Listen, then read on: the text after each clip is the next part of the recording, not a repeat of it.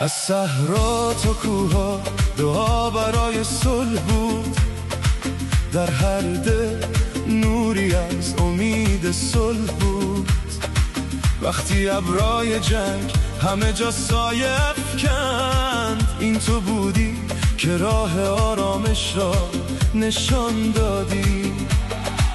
از اسلام آباد نوایی نرم برخاست، گویی مرهمی بر زخما گذاشت. چون برادری دست یاری دادی، پاکستان تو دلها را بردی. پاکستان از دل تشکر چراغ صلح را روشن کردی.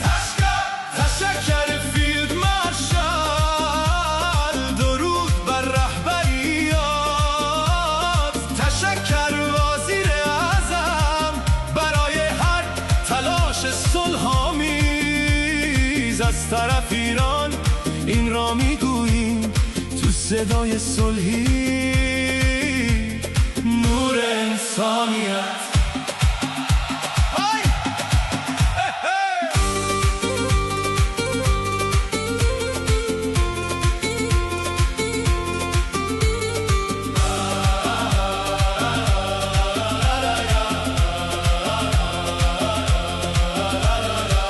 وقتی دنیا در تاریکی ها گم شده بود، تو صلح را برگزیدی نه راه جنگ را.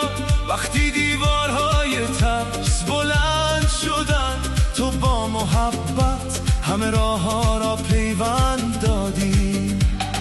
از تهران تا لاهور این صدا جاری، بزرگترین پیروزی است این سفری که دلها را به هم پیوند داد. تا همیشه در یاد زمان خواهد ماند.